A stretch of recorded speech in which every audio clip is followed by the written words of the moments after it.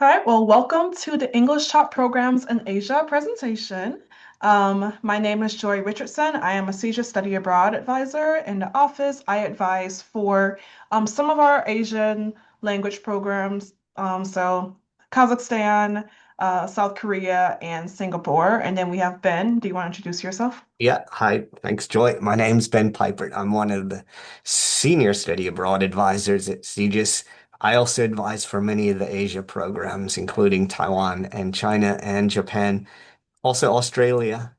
And those are the ones in Asia. So let's get going. Okay, so the programs that we're going to be talking about today are our CGIS winter semester programs. So we have three exchange programs that we'll be talking about. Um, they're all university study programs. So the first one's in Japan, Hitotsubashi. Next will be NUS, National University of Singapore. And the third one in South Korea, Yonsei University. You can also see that those three have a little black asterisk after each one. That means that the program is considered competitive, and we'll talk about that, what that means a bit later. And then the other program we'll be talking about is a partner program. So that means we work with a study abroad organization rather than a university um, to administer the program. So the one at the bottom is called Arts and Social Sciences in Tokyo, Japan, and that's through a partner we work with called CIEE.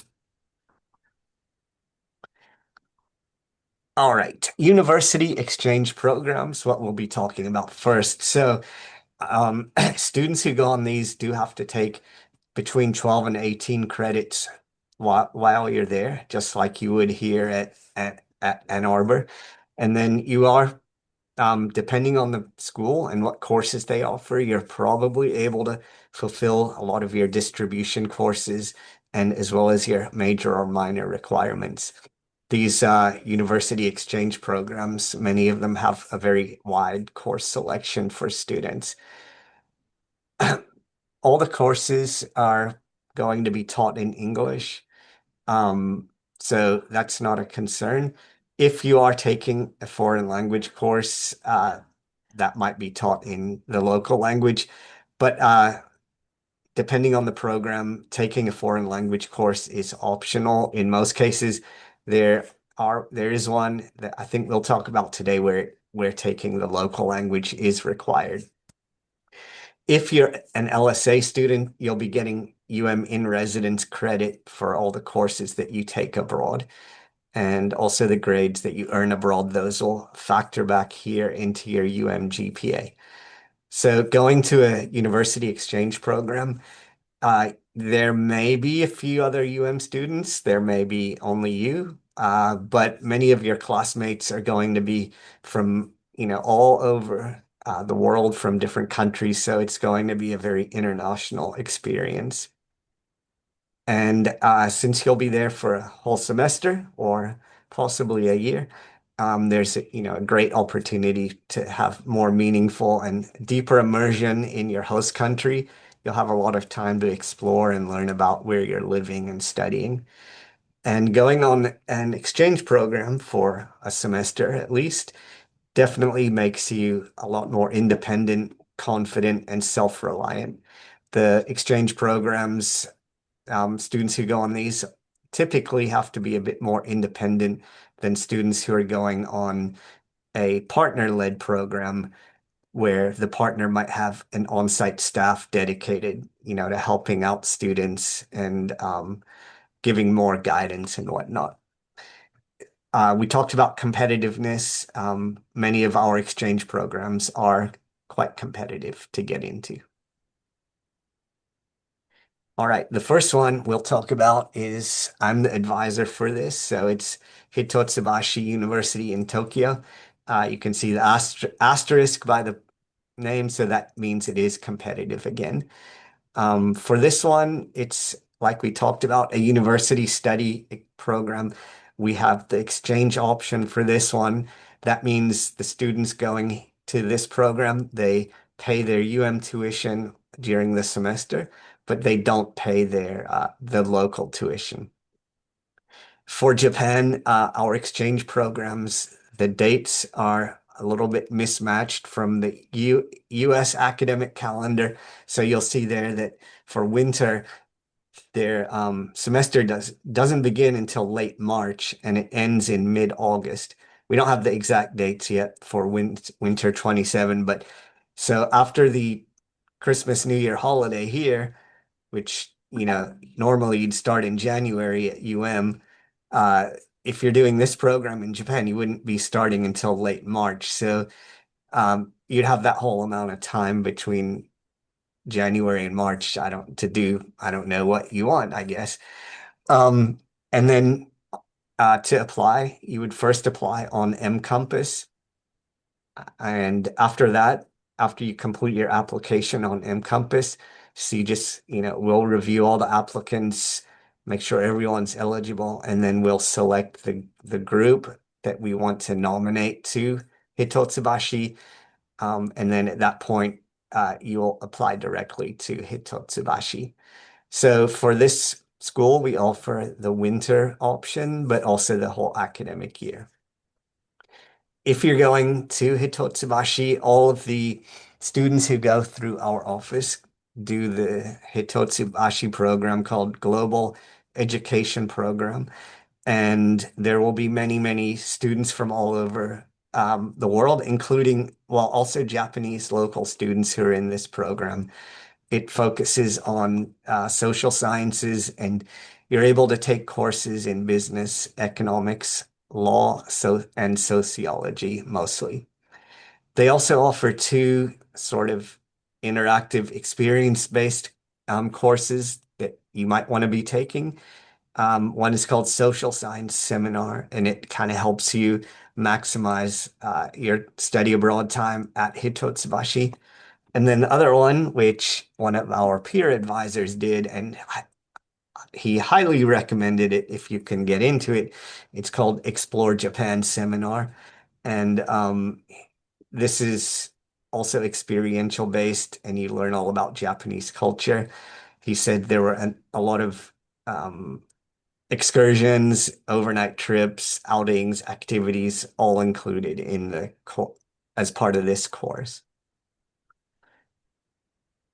Okay, this slide is just showing you some sample courses that our students took at Hitotsubashi during when they went there for semesters.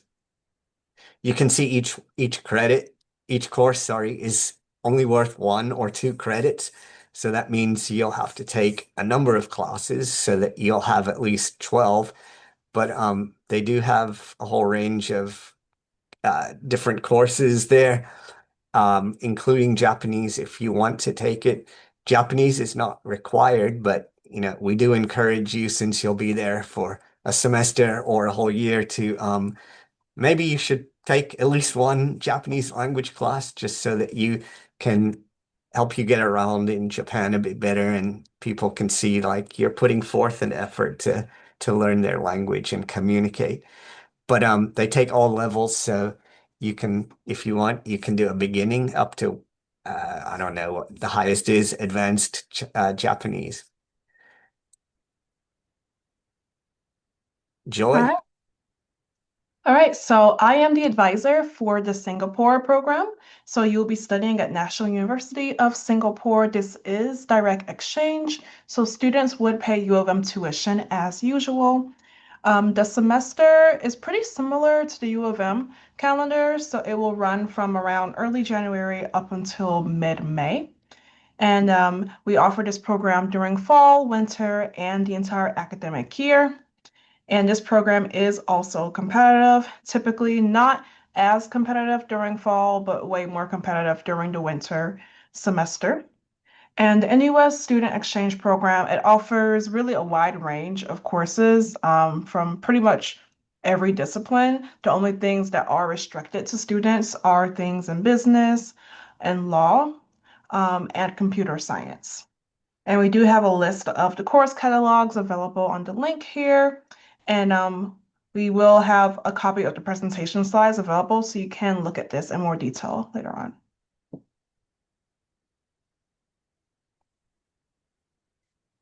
And then NUS students, they have taken these types of courses. So they've taken things like emotions and social life, food and health, um, Gandhi, how the ocean works, food in Japan, religion and film, social psychology, thinking like an economist. So there's like a wide variety of courses that students have taken. And we've typically seen a lot of econ majors go on this program. I've seen data science, communications, public policy. So really, this program offers a wide range of offerings for students. And a fun fact about NUS, it's currently ranked number 8 in the entire world, so it is a pretty prestigious university. So next we have Yonsei University in Seoul, South Korea. This is also direct exchange, so you would pay U of M tuition as usual, and this is also another competitive program. The school year, it runs a little bit differently from U of M, so kind of similar to Japan, the semester is going to start pretty late. So it starts in late February and ends around late June.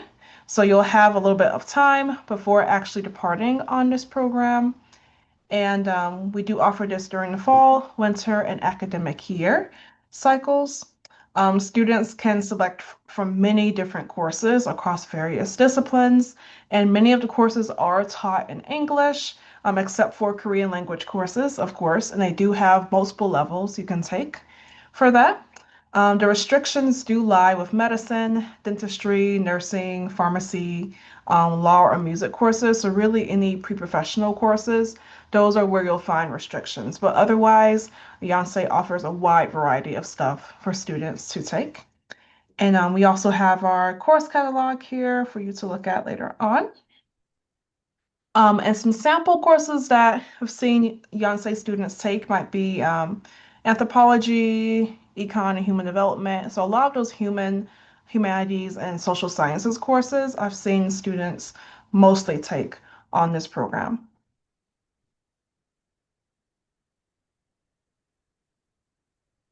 All right, thank you, Joy. So for our university exchange, they all offer program housing on campus for students, which is quite good. So we do highly recommend that you take advantage of their on-campus housing. They're going to be right on campus, so it's very convenient. Also, all of the dorms and international student networks, they offer social events and activities. There's also a support system available. It's generally safer and more secure than, just finding your own apartment in the city somewhere. And it can certainly be cheaper than finding your own off-campus housing. So these are just a few photos of, some of the housing dorms that students have at these schools, NUS, Hitotsubashi, and Yonsei.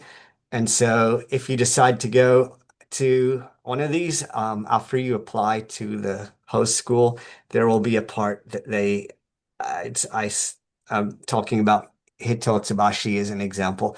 They will have after your main application, they'll have a separate housing application that students would then apply to live in the dormitory. Uh, I th Joy can talk about NUS and Yonsei, but I know for Hitotsubashi, they have a international student dormitory that uh, a single one that like all of the exchange students would be living in. So you would be living with a lot of other students from all over the world, and I believe also local Hitotsubashi students also stay in that dormitory. Mhm. And it is the same for Yonsei and NUS too. And I think they do a really good job of having a space where international students can kind of live together.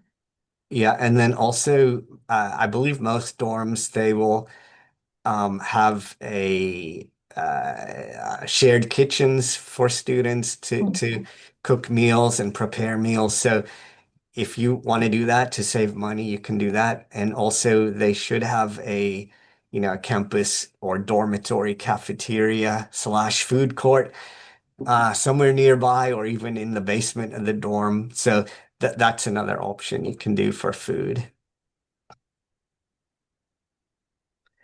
Okay, so those were the university exchange programs. We're now going to be talking about our partner programs. So these are ones that we work with a study abroad organization.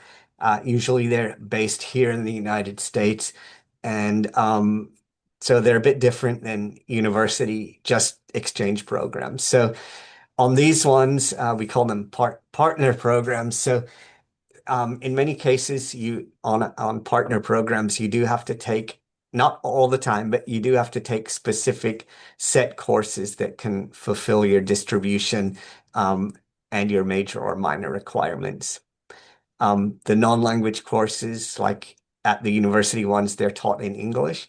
And then if you're LSA, the same, you would earn UM in residence credit. For many of the partner programs, they get a lot of their students from colleges and universities across the US. So many of your peers will be from the US, but depending on the program, uh, you might also have local college students who will be peers with you. Again, it's uh, you'll be there for a whole semester or a year maybe, so there is opportunity for meaningful and deeper immersion into your host country. And depending on the program, I'm thinking of some environmental programs we might have. For instance, they're very hands-on and experiential. And finally, our partner programs, most of them are not usually considered competitive. Okay, so I'll be talking about this one. It's called Arts and Social Sciences in Tokyo, Japan. The partner that we work with is called CIEE. And for this one, unlike the university programs we talked about, you will pay the CIEE program fee, which includes tuition and housing, um, and some other items directly to CIEE instead of paying your UM tuition during that semester. This one's also in Japan, of course, so the dates don't match up to the US academic calendar. So it goes from mid-March until early August. And you would apply on mCampus there. And then also, we didn't put it on the slide. I'll do that later. But students also have to apply directly to CIEE as well on their website. So that's maybe one difference between the partner program and the university ones. The students, in many cases, for partner ones, they have to apply on mCampus and they have to apply to the partner, in this case, CIEE, at the same time. They're doing both applications. It's for the same program, but they're two parts that students do at the same time. So we offer this for the winter as well as the academic year. On this CIEE program, you'll be taking 15 to 16 credits. There is a CIEE course that's offered, but on this particular one, they work with a private university in Tokyo called Sophia University. So most students who go on this will be taking all of their classes at Sophia University, taught in English. They have three sort of fields that students can take courses in. Those are at the bottom. They're called comparative culture, international business and economics, and social sciences. If you do this program, there is a Japanese language course that is required. So you have to do that. It doesn't matter if you've never studied Japanese before or you're a beginner, they'll place you into whatever level suits you. And on this program, CIE Tokyo, they offer a whole range of housing options. So it's not just a dorm. They have different options plus different levels of housing. But most of our students choose the standard housing, which is included in the program fee. So that would be a single room, and You can stay with a homestay family, a host family, that would be the homestay, or they have an international student residence hall, which you could stay in. Tokyo is one, I think it's the largest city in the world, I think. And so you will be commuting each day to the university or the CIE center. If you do the standard housing, it's going to be around 70, within a 70-minute commute, which actually is not that bad for a massive, massive, massive city like Tokyo. And the next level is called select housing. If you do that one, you'd stay in a double or a triple occupancy room in a shared apartment or a residence hall. You would have a private bathroom. But if you do this option, it's for the commute, it's within 30 minutes instead of 70. It does require a bit of an extra fee if you want to do this one. And then finally, the Select Plus housing. You would get a single room in an apartment or a residence hall with a private bathroom, and then it would also be within 30 minutes of the school and the center. If you're staying in the homestay, it could be advantageous because you might be able to save quite a bit of money because breakfast and dinner are provided by your homestay family. Um, and then lunch would be on your own. If you're staying in the other options, residence hall or the apartments, all the meals are on your own. No meals are provided. So you'd be eating out or preparing food on your own in the kitchens. All right, so I will take it from here. So if you are thinking about financial aid and LSA scholarships, you can make an appointment with the financial aid office to get an estimate using a study abroad estimate worksheet. And the financial aid office does have a study abroad team that works with students to figure out how their current financial aid package could be potentially applied abroad. So if you want to contact them, you can reach out to them at the email we have listed on here. And you can also schedule an appointment with them or call them. You can also apply for the LSA Study Abroad Scholarship if you are eligible for this. You have to be an LSA student for this. And the applications are open for the scholarship right now, and they will be closing on September 22nd of this year. You can also schedule an appointment with an LSA scholarship advisor, or you can email them at the address we have on here. And then if you go to the CGIS website, you can explore more scholarship opportunities. We have a spreadsheet that has opportunities either across U of M or just more generally across the country. So now is a great time to start those conversations with your advisors about study abroad. So if you want to think about how certain requirements for your degree program could be taken abroad, you can start speaking with your academic advisor about that and see what requirements you need to complete on campus and abroad too. And as a reminder, CGIS advisors do not have the authority to determine whether courses can count for certain degree requirements abroad. So you'll definitely have to speak with your academic and departmental advisors about this. And if you are an LSA student, you will receive in-residence credit on your transcript no matter what. So the courses that you take abroad, they'll be automatically applied to your cumulative GPA, as well as the 120 credits you need for graduation.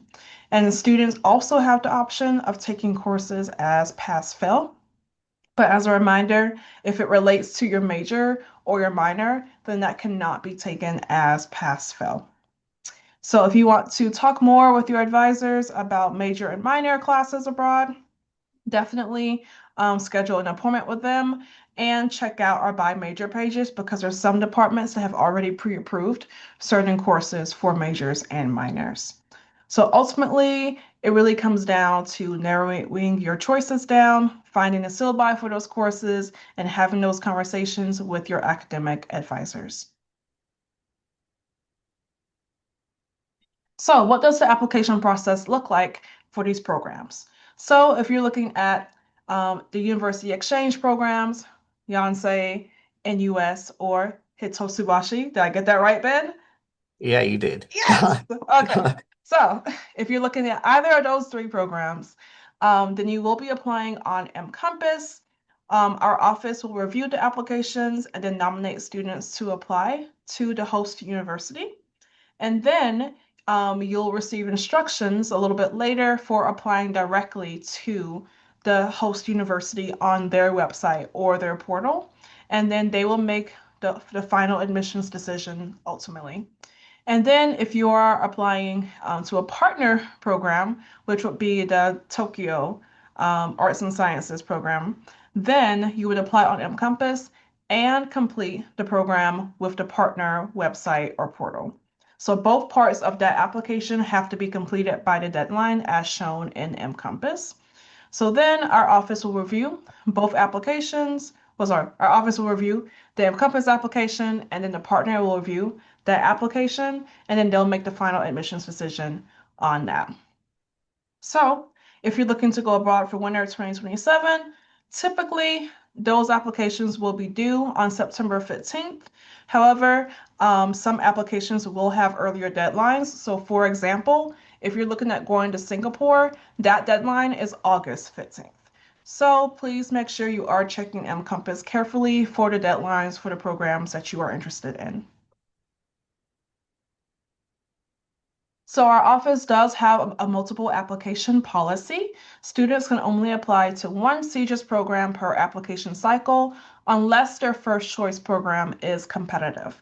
And then students must rank their applications in mCompass or no applications will be reviewed by our office. So as you can see on the chart over here, if your first choice is competitive, then you can apply for a backup option as long as it's non-competitive. And then if your first choice is non-competitive, then you don't need to have a backup option because the likelihood of you being accepted is very high. And please note that competitive programs are indicated on mCompass if you look at the Overview tab and on the CGIS website, and usually this is denoted by an asterisk. And then due to visa complications, you cannot choose programs in Spain or Czechia as a backup option for the winter semester, just because those visa processes are very long. And then when applying to more than one program, be aware that program acceptance timelines can vary greatly depending on the country. So especially for all of these programs, the acceptances tend to come out much later than all of the programs in, say, Europe, for example, or just in most other programs offered by our office. So just keep in mind that you might not hear back about acceptance until maybe November, December, or so, somewhere around that timeline. So it's definitely going to be a while. Students should consult CGIS advisors for specific program questions or exceptions to any of these rules. So definitely feel free to book an appointment with either me or Ben or any other advisors in the office if you have questions about any of these policies. So, if you look at the timeline for all of this, applications are currently open for most of our winter 2027 programs. We will be having a winter advising fair actually tomorrow. So if you have questions about anything, you can drop by during that advising fair. Feel free to meet with any of the CGIS advisors and major and minor advisors too. You can begin working on your applications, and then you can begin prepping for letters of recommendation this semester, especially for the competitive programs. Those programs tend to require recommendations, so now is a good time to start thinking of faculty that you want to reach out to get those recommendations from.